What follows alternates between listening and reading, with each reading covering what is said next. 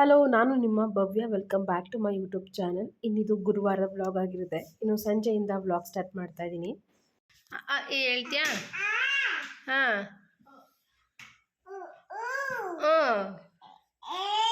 ಹ್ಞೂ ಹ್ಞೂ ಹಾಂ ಮುಂದೆ ಮುಂದೆ ಹೇಳು ಹೇಳು. ಇತ್ತೀಚೆಗೆ ಅಂತೂ ಭಾರಿ ತಿಟ್ಕೆ ಜಾಸ್ತಿ ಮತ್ತು ತುಂಟಾಗ್ಬಿಟ್ಟವನೆ. ಕೈಗೆ ಸಿಗಲ್ಲ, ಹಿಡಿಯೋಕ್ಕೆ ಆಗಲ್ಲ, ಅಥವಾ ತಿಟ್ಕೆ ಮಾಡ್ತಾನೆ. ಇನ್ನು ಆಟಾಡ್ತಾ ಇದ್ದ. ಅಷ್ಟರಲ್ಲಿ ಸಾಂಬಾರು ಮಾಡ್ಕೊಳ್ಳೋಣ ಅಂತ ಇನ್ನು ಅಡುಗೆ ಮನೆಗೆ ಬಂದೆ. ಇನ್ನು ಸಂಜೆ ಊಟಕ್ಕೆ ಚಿಕನ್ ಫ್ರೈ ಮತ್ತು ಮಟನ್ ಸಾಂಬಾರು ಮಾಡ್ಕೊಳ್ತಾ ಇದ್ದೀನಿ. ಇನ್ನು ಮೊದಲೇ ಮಟನ್ನೆಲ್ಲ ಚೆನ್ನಾಗಿ ತೊಳ್ಕೊಂಡು ಇನ್ನು ಮಸಾಲೆ ರುಬ್ಕೊಳ್ಳೋಕೆ ಏನೇನು ಬೇಕು ಅದನ್ನೆಲ್ಲ ಹಚ್ಕೊಂಡಿದ್ದೆ. ಇನ್ನು ಮಸಾಲೆ ರುಬ್ಕೊಳ್ಳೋಕ್ಕೆ ಸ್ವಲ್ಪ ಕಟ್ ಮಾಡ್ಕೊಂಡಿರುವಂಥ ಈರುಳ್ಳಿ, ಕೊತ್ತಂಬರಿ ಸೊಪ್ಪು, ಪುದೀನ, ಶುಂಠಿ, ಬೆಳ್ಳುಳ್ಳಿ, ಚಕ್ಕೆ, ಲವಂಗ, ಕಡಲೆಪಪ್ಪು, ಟೊಮೆಟೊ, ಕಾಯಿ ಇಷ್ಟನ್ನು ಎಣ್ಣೆಯಲ್ಲಿ ಚೆನ್ನಾಗಿ ಫ್ರೈ ಮಾಡ್ಕೋಬೇಕು. ಇನ್ನು ಎಣ್ಣೆಯಲ್ಲಿ ಚೆನ್ನಾಗಿ ಫ್ರೈ ಮಾಡ್ಕೊಂಡೆಲ್ಲ ಆದಮೇಲೆ ಇನ್ನು ಫ್ಲೇಮ್ ಆಫ್ ಮಾಡಿ ಅದಕ್ಕೆ ಸ್ವಲ್ಪ ಅರಿಶಿನ ಪುಡಿ, ಖಾರದ ಪುಡಿ, ಸ್ವಲ್ಪ ಧನಿಯಾ ಪುಡಿ ಹಾಕ್ಕೊಂಡು ಚೆನ್ನಾಗಿ ಮಿಕ್ಸ್ ಮಾಡ್ಕೋಬೇಕು.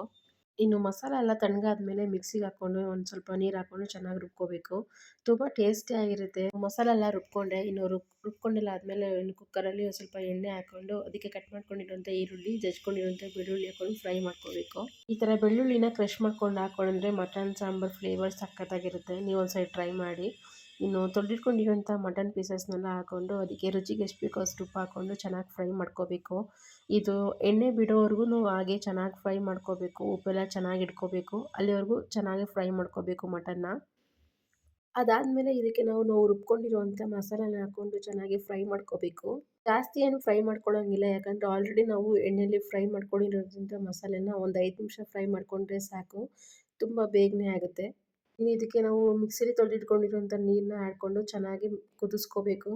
ನೀರನ್ನ ನೋಡ್ಕೊಂಡು ಹಾಕ್ಕೊಳ್ಳಿ, ಜಾಸ್ತಿ ತೆಳ್ಳಗೂ ಇರಬಾರ್ದು, ಗಟ್ಟಿಗೂ ಇರಬಾರ್ದು. ಸಾಂಬಾರು ತುಂಬ ಮೀಡಿಯಮ್ ಆಗಿದ್ದರೆ ಚೆನ್ನಾಗಿರುತ್ತೆ. ರೊಟ್ಟಿ, ಚಪಾತಿ, ಇಡ್ಲಿ, ದೋಸೆಗಂತೂ ಪರ್ಫೆಕ್ಟ್ ಸಾಂಬಾರು ಅಂತಲೇ ಹೇಳ್ಬೋದು. ಇನ್ನು ಇದು ಕುದೀತಿರ್ಬೇಕಾದ್ರೆ ಲಿಡ್ ಕ್ಲೋಸ್ ಮಾಡ್ಕೊಂಡು 8 ವಿಷಲ್ ಕೂಗಿಸ್ಕೊಳ್ತೀನಿ. ಎಳೆ ಮಟನ್ ಆದರೆ ಒಂದು 5 ವಿಷಲ್ ಕೂಗಿಸ್ಕೊಳ್ಳಿ. ಇನ್ನು ವಿಷಲ್ ಕೂಗೋಷ್ಟರಲ್ಲಿ ಸ್ವಲ್ಪ ರೈಸ್ ಕೂಡ ಮಾಡ್ಕೊಳ್ಳೋಣ ಅಂದ್ಬಿಟ್ಟು ಇನ್ನು ರೈಸ್ ಕೂಡ ಇಟ್ಕೊಂಡೆ. ಅದಾದಮೇಲೆ ಸ್ವಲ್ಪ ಇನ್ನು ಚಿಕನ್ ಫ್ರೈಗೆ ಏನೇನು ಬೇಕೋ ಅದನ್ನೆಲ್ಲ ರೆಡಿ ಮಾಡಿಕೊಂಡು ಇನ್ನು ಚಿಕನ್ನ ಸ್ವಲ್ಪ ಉಪ್ಪು ಮತ್ತು ಅರಿಶಿನ ಹಾಕ್ಕೊಂಡು ಚೆನ್ನಾಗಿ ತೊಳೆದು ಇಟ್ಟಿಟ್ಕೊಂಡಿದ್ದೀನಿ. ಇನ್ನು ಮಸಾಲೆ ರುಬ್ಕೊಳ್ಳೋಕ್ಕೆ ಅಂದ್ಬಿಟ್ಟು ಒಂದು ಸ್ವಲ್ಪ ಕಟ್ ಮಾಡ್ಕೊಂಡಿರುವಂಥ ಈರುಳ್ಳಿ, ಟೊಮೆಟೊ, ಕೊತ್ತಂಬರಿ ಸೊಪ್ಪು, ಪುದೀನ, ಚಕ್ಕೆ, ಲವಂಗ, ಸ್ವಲ್ಪ ಕಡಲೆಪಪ್ಪು, ಶುಂಠಿ, ಬೆಳ್ಳುಳ್ಳಿ, ಕಾಯಿ ಇಷ್ಟನ್ನು ಚೆನ್ನಾಗಿ ಎಣ್ಣೆಲಿ ಫ್ರೈ ಮಾಡ್ಕೋಬೇಕು. ಇನ್ನು ಮನೆಗೆ ಯಾರಾದರೂ ಗೆಸ್ಟ್ ಬರ್ತಾ ಇದ್ದಾರೆ ಅಂತಂದರೆ ಇದೊಂದು ಕ್ವಿಕ್ಕಾಗಿ ಮಾಡ್ಕೋಬೋದು ರೆಸಿಪಿ. ತುಂಬ ಟೇಸ್ಟಿಯಾಗಿರುತ್ತೆ. ನೀರು ದೋಸೆ, ಚಪಾತಿ, ಪೂರಿ, ಇಡ್ಲಿಗೆ ಮತ್ತು ದೋಸೆಗಂತೂ ಒಂದು ಬೆಸ್ಟ್ ಕಾಂಬಿನೇಷನ್ ಇದು. ರಸಮ್ಗಂತೂ ಹೇಳಿ ಮಾಡಿಸ್ದಂಗಿರುತ್ತೆ. ಇನ್ನು ಇದು ಮಾಡ್ಕೊಳ್ಳೋಕ್ಕಂತೂ ಬೇಗನೆ ಆಗುತ್ತೆ, 5 ನಿಮಿಷದಲ್ಲಿ ಮಾಡ್ಕೋಬೋದು. ಅದೇ ಮಿಕ್ಸಿ ಜಾರ್ಗೆ ಸ್ವಲ್ಪ ಅರಿಶಿನ ಪುಡಿ, ಧನಿಯಾ ಪುಡಿ, ಖಾರದ ಪುಡಿ ಹಾಕ್ಕೊಂಡು ಚೆನ್ನಾಗಿ ರುಬ್ಕೋಬೇಕು. ಅದಾದಮೇಲೆ ಒಂದು ಬಾಣಲಿಗೆ ಸ್ವಲ್ಪ ಎಣ್ಣೆ ಕಾದಾದ್ಮೇಲೆ ಸ್ವಲ್ಪ ಕರಿಬೇವು ಮತ್ತು ಜಜ್ಕೊಂಡಿರುವಂಥ ಬೆಳ್ಳುಳ್ಳಿ ಹಾಕ್ಕೊಂಡು ನಾವು ತೊಳೆದಿಟ್ಕೊಂಡಿರುವಂಥ ಚಿಕನ್ನ ಆ್ಯಡ್ ಮಾಡ್ಕೋಬೇಕು. ಚಿಕನ್ ಆ್ಯಡ್ ಮಾಡಿಕೊಂಡು ಅದಾದಮೇಲೆ ರುಚಿಗೆ ಎಷ್ಟು ಬೇಕೋ ಅಷ್ಟು ಉಪ್ಪು ಹಾಕ್ಕೊಂಡು ಅದಕ್ಕೆ ಸ್ವಲ್ಪ ಕಸೂರಿ ಮೇಥಿ ಮತ್ತು ಕಟ್ ಮಾಡ್ಕೊಂಡಿರುವಂಥ ಕೊತ್ತಂಬರಿ ಸೊಪ್ಪು ಹಾಕ್ಕೊಂಡು ಚೆನ್ನಾಗಿ ಫ್ರೈ ಮಾಡ್ಕೋಬೇಕು. ಇಲ್ಲಿ ಚಿಕನ್ ಏನಿದೆ ಅಲ್ವಾ ಅದು ಒಂದು 50% ಉಪ್ಪಲ್ಲಿ ಚೆನ್ನಾಗಿ ಬೇಯ್ಕೋಬೇಕು. ಅಲ್ಲಿವರೆಗೂ ಇದನ್ನು ಫ್ರೈ ಮಾಡಿ ಇನ್ನು ನಾವು ರುಬ್ಕೊಂಡಿರುವಂಥ ಮಸಾಲ ಹಾಕ್ಕೊಂಡು ಚೆನ್ನಾಗಿ ಮಿಕ್ಸ್ ಮಾಡ್ಕೋಬೇಕು. ಇನ್ನು ಕೈ ಬಿಡ್ದಲೇ ಈ ಥರ ಚಿಕನ್ನ ಫ್ರೈ ಮಾಡ್ಕೊತಾನೆ ಇರಬೇಕು, ಇಲ್ಲಾಂದರೆ ತಳ ಹಿಡಿಯೋ ಚಾನ್ಸಸ್ ಇರುತ್ತೆ. ಈ ಥರ ಮಸಾಲೆ ಎಲ್ಲ ಇಟ್ಕೋಬೇಕು ಚಿಕನ್ಗೆ, ಅಲ್ಲಿವರೆಗೂ ಫ್ರೈ ಮಾಡ್ಕೋಬೇಕು. ಅದಾದಮೇಲೆ ನಾನು ಇದಕ್ಕೆ ಕಟ್ ಮಾಡ್ಕೊಂಡಿರುವಂಥ ಕೊತ್ತಂಬರಿ ಸೊಪ್ಪು ಹಾಕ್ಕೊಂಡ್ರೆ ಚಿಕನ್ ಫ್ರೈ ರೆಡಿ ಆಗುತ್ತೆ. ತುಂಬ ಟೇಸ್ಟಿಯಾಗಿರುತ್ತೆ. ಈ ವಿಧಾನದಲ್ಲಿ ಒಂದ್ಸರಿ ಟ್ರೈ ಮಾಡಿ. ನಾವು ನೋಡ್ತಾ ಇದ್ರೇ ಬಾಯಲ್ಲಿ ನೀರು ಬರ್ತಾ ಇದೆ. ಮುದ್ದೆ ಎಲ್ಲ ಮಾಡಿಕೊಂಡು ನನ್ನ ಹಸ್ಬೆಂಡ್ಗೆ ಊಟ ಕೊಟ್ಟು ನಾನು ಕೂಡ ಊಟ ಮಾಡಿಕೊಂಡೆ. ಸೊ ಇದಾಗಿತ್ತು ಇವತ್ತಿನ ವ್ಲಾಗ್. ಈ ವ್ಲಾಗ್ ನಿಮಗೆ ಸ್ವಲ್ಪನಾದರೂ ಇಷ್ಟವಾದರೆ ಪ್ಲೀಸ್ ಒಂದು ಲೈಕ್ ಮಾಡಿ ಮತ್ತು ಶೇರ್ ಮಾಡಿ.